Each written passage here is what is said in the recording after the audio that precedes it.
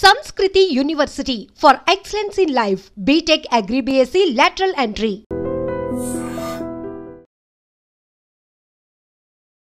అసలు నువ్వు మనిషివేనా, తండ్రివేనా, లేక మానవ మృగానివా?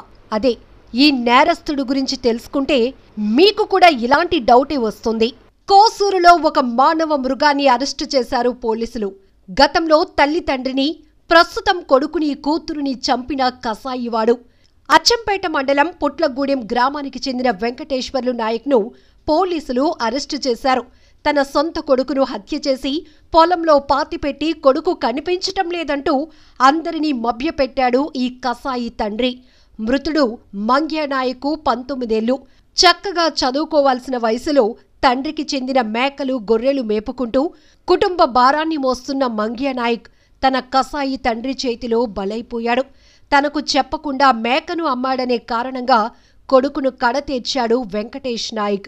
విషయం ఎవరికీ తెలియకుండా కొడుకు శవాన్ని క్రోసూరు మండలం ఎర్రపాలెం పొలంలో పాతిపెట్టి తన కొడుకు కనబడటం లేదంటూ నమ్మబలికాడు. దొంగ ఏడ్పులు ఏడ్చాడు. భర్త మీద అనుమానంతో కొడుకు ఏడని భార్య నిలదీయటంతో అసలు విషయం బయటకొచ్చింది. తన భర్త తన కొడుకును చంపాడంటూ క్రోసూరు పోలీస్ స్టేషన్లో కేసు పెట్టడంతో పోలీసులు రంగప్రవేశం చేశారు. వెంకటేష్ నాయక్ను అరెస్టు చేసి విచారించగా నిజాన్ని ఒప్పుకున్నాడు. దాంతో పాతిపెట్టిన శవాన్ని బయటకు తీయించి శవ పంచనామా నిర్వహించారు. విచారణలో క్రోసూరు పోలీసులకు విస్తుపోయే నిజాలు తెలిసాయి. గతంలో కూడా వెంకటేష్ నాయక్ నేర చరిత్ర కలిగినవాడని, 2014లో తన సొంత తల్లిని అడవిలో నరికి చంపేసి ఇప్పుడు బెయిల్పై ఉన్నాడని తెలిసింది. తరువాత తన తండ్రిని కూడా చంపేసి జైలుకెళ్ళొచ్చిన కసాయి వీడు.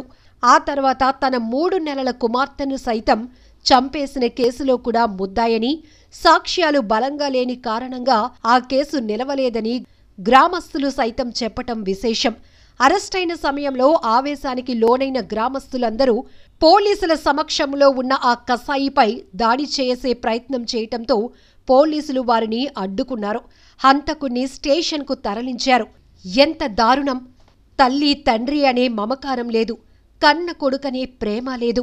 తన మాట కాదంటున్న వారిని అడ్డు తొలగించుకోవటమే పనిగా పెట్టుకున్నాడు. గతంలో తల్లిని తండ్రిని పొట్టన పెట్టుకున్న ఈ కసాయి ఇప్పుడు కొడుకును కూడా పొట్టన పెట్టుకున్నాడు. ఈ విషయం వెలుగు చూడటంతో ఇన్ని హత్యలు చేసినవాడు, తన కుటుంబాన్ని పొట్టన పెట్టుకున్నవాడు ఎలా సమాజంలో బయట తిరగగలుగుతున్నాడు, ఎలా వీడిని తిరగనిస్తున్నారు అంటూ ప్రశ్నలు సంధిస్తున్నారు నెటిజన్లు.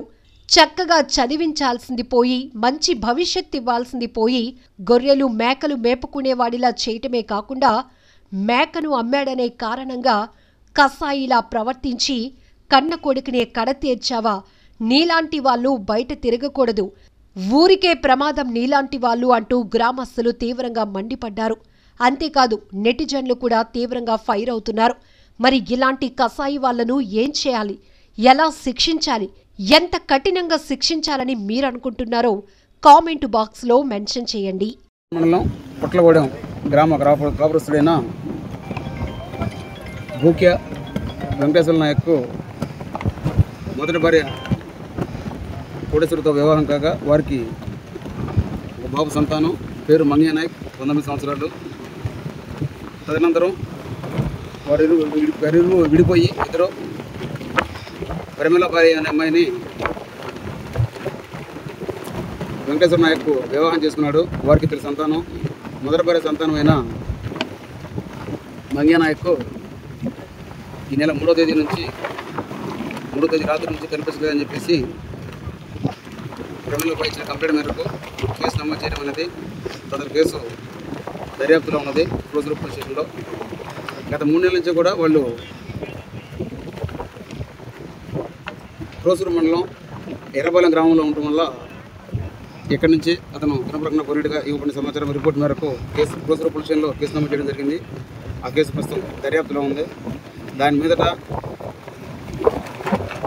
మంగ్య నాయక్ని అతని తండ్రి ఏదైనా చేసుంటాడనే సమాచారం అనుమానాల మేరకు ఈరోజు కేసుని దర్యాప్తు చేయడం జరుగుతుంది.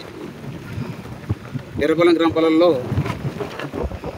శవమును ఎన్ఎస్పి కెనాల్ కాలంలో పెట్టినట్టుగా మనకున్న సమాచారం మేరకు ఈరోజు ఇక్కడ అమ్మారావు గారి చేత సర్పంచ్నామా నిర్వహించడం జరుగుతుంది. స్పాట్లోనే పిఎం చేయించడం జరుగుతుంది. దీనిపై పూర్తి వివరాలు దర్యాప్తు నందు తెలియాల్సి ఉంది. ముద్దా ఏదైతే ఉందో ముద్దాయి గతంలో కూడా 2014 సంవత్సరంలో అచ్చంపేట పోలీస్ స్టేషన్ లిమిట్స్లో ఫారెస్ట్ ఏరియాలో వాళ్ళ తల్లిని కూడా చంపినట్టుగా కేసు నమోదైంది. గతంలో ఆ కేసు కోర్టులో తగిన సాక్ష్యాధారాలు ఏమనిపించి వీగిపోయినట్టుగా తెలిసింది. గతంలో కూడా నేర చరిత్ర ఉన్నది. తెలంగాణలో కూడా ఒక కేసు అతనిపై నమోదై ఉంది, ఒక హత్య కేసు నమోదై ఉంది. అది కూడా ప్రస్తుతం కోర్టులో పెండింగ్లో ఉంది. దర్యాప్తులో ఉన్న కేసు పూర్తి వివరాలు దర్యాప్తు అనంతరం తెలియజేయాలి.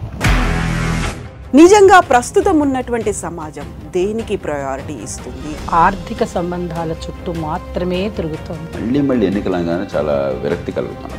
మంచి అనిపిస్తుంది కదా, లేడీస్ కూడా ఛాలెంజింగ్ జాబ్స్ చేసినప్పుడు చాలా బాగుంటది. ట్రాఫిక్ అసిస్టెంట్స్ గా నియమించిన ట్రాన్స్జెండర్స్ అందరితో సాల్యూట్ చేయించుకుంటున్నారు. ఫుడ్ డెలివరీ ఇవ్వటానికి వెళ్ళినటువంటి డెలివరీ బాయ్ అనిల్ పై కళ్ళ ముందు